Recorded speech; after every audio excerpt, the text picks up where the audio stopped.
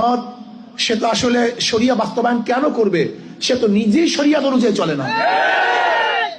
তার লিডাররা অহরহ বিপর্দা মহিলাদের সাথে সব জায়গায় খোলামেলা। ইসলামী আন্দোলন বাংলাদেশ ক্ষমতার জন্য রাজনীতি করত, অনেক আগেই ক্ষমতায় যেতে পারত, অনেক আগেই। অনেক প্রস্তাব আসছে, কিন্তু কেন যাই নাই? ইসলাম হুকুমাত কায়েম করার জন্য। এর জন্য আমি বিশ্বাস করি যারা ইসলামী হুকুমাত কায়েম করতে চায় না, শরিয়া আইন বাস্তবায়ন করতে চায় না, নাম দেয় ইসলাম, এর চেয়ে বড় মুনাফিক এবং ধোঁকাবাজ গোটা দুনিয়াতে থাকতে পারে। আসুন, মুখে যা বলি কাজেও তা করি।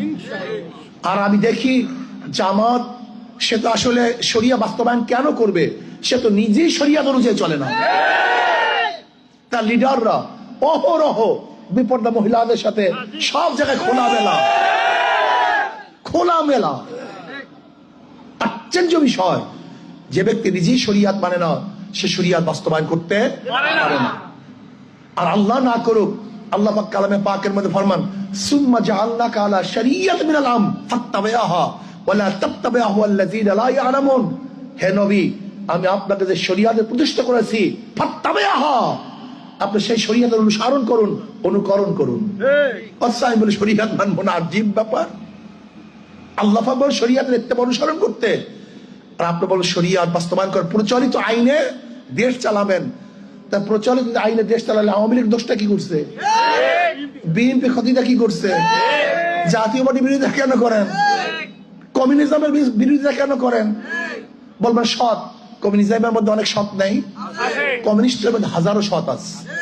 যদি সৎ বলেন হিন্দুদের মধ্যে সৎ নাই, যদি সৎ বলেন খ্রিস্টানদের মধ্যে সৎ নাই, যদি সৎ বলেন ইহুদিদের মধ্যে নাই। আজীব, শুধু সৎ হলেই হবে না। আমি চাই শরিয়াতের আইন বাস্তবায়ন করার মাধ্যমে প্রত্যেকটা জনগণের অধিকারকে ফিরিয়ে দেওয়া।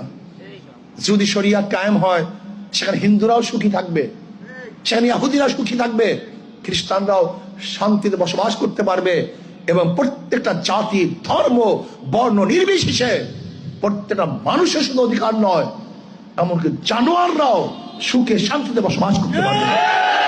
এর নাম শরিয়াত।